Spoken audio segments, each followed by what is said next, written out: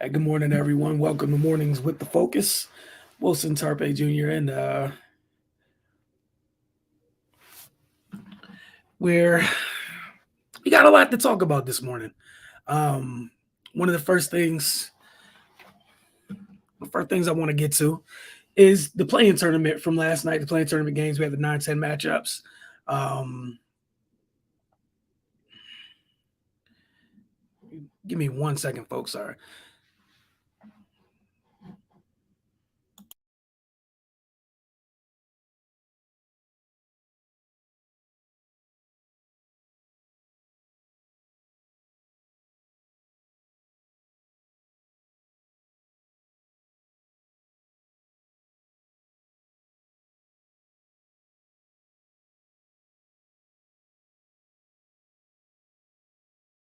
All right, sorry about that, folks.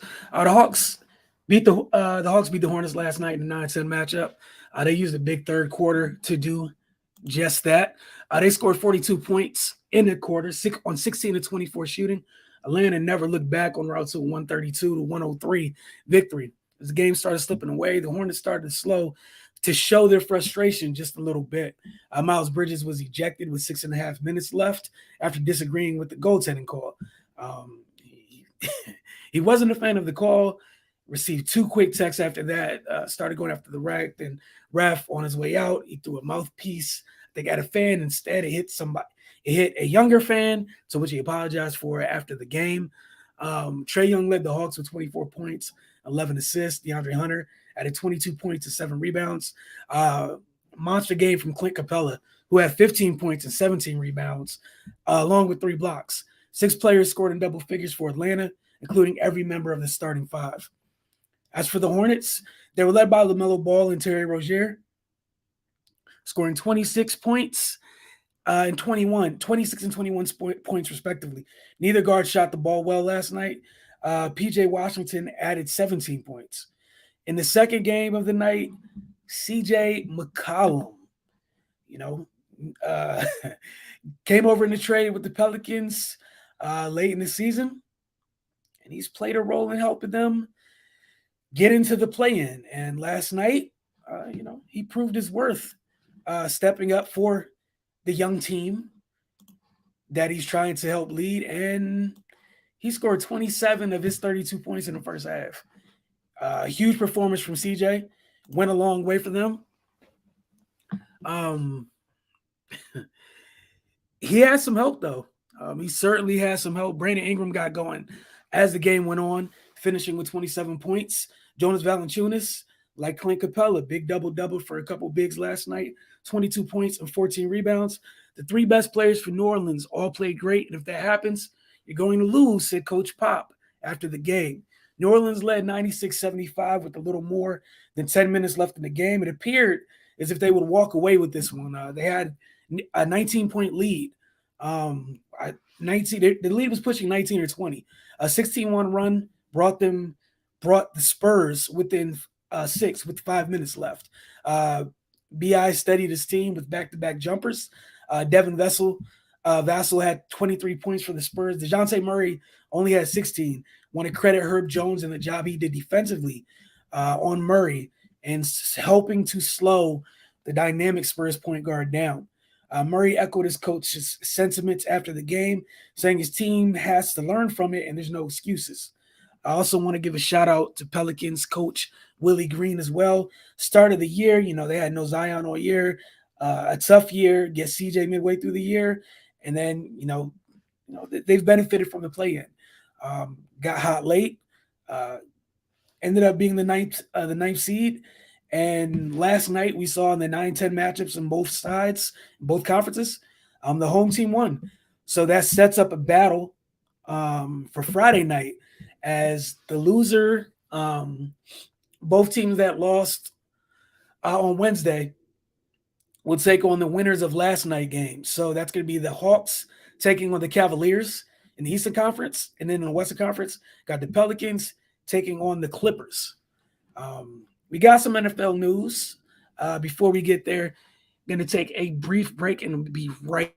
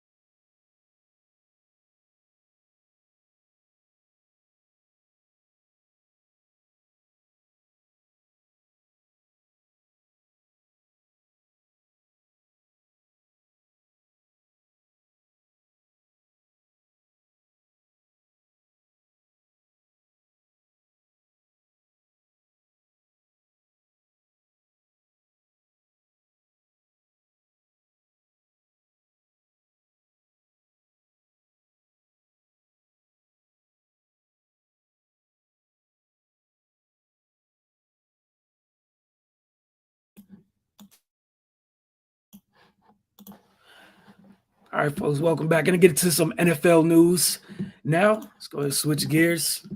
Um, I know everyone's focused on the draft. We might get to that a little bit later today. Might have Justin coming on. If not, probably tomorrow. We got a couple NFL signings that happened yesterday. We're going to start with one Derek Carr, which if you're Raiders fans, this isn't a big shock. Can't be shocked in the least bit by this bit of news. Feel like everybody knew this was coming, especially after Devontae Adams trade. Devontae Adams uh, gets out of Green Bay. Oakland is a destination of his choice. One of the many reasons we know, as far obviously he's from the West Coast. The other reason is college quarterback. Is the quarterback of the Oakland Raiders. So obviously, if Devontae comes to Oakland, you would think Derek's going to get it to receive an extension as well, and he did. Yesterday, he got a 3-year extension worth $121.5 million, which includes a no trade clause.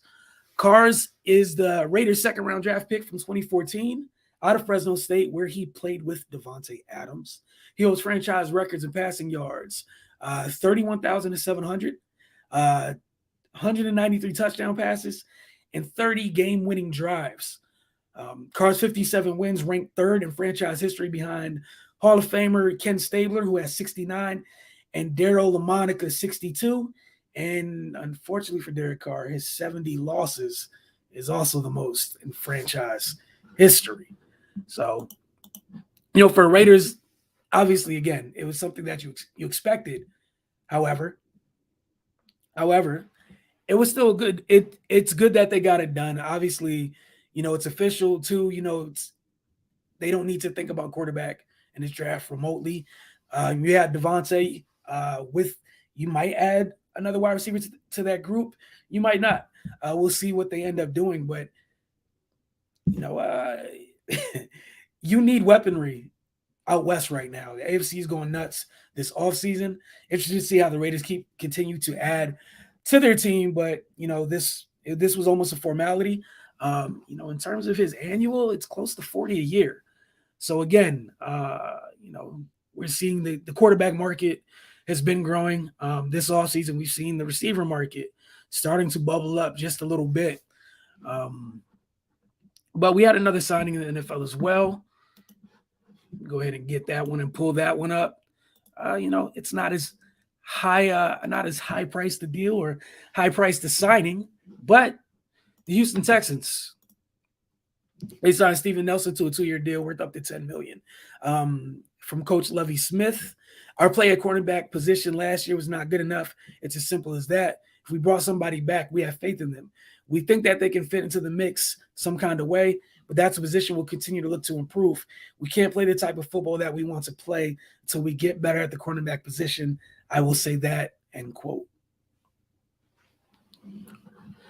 Again, it's a solid signing, but this is what free agency is for. The NFL is one of the few sports where you have free agency before the draft.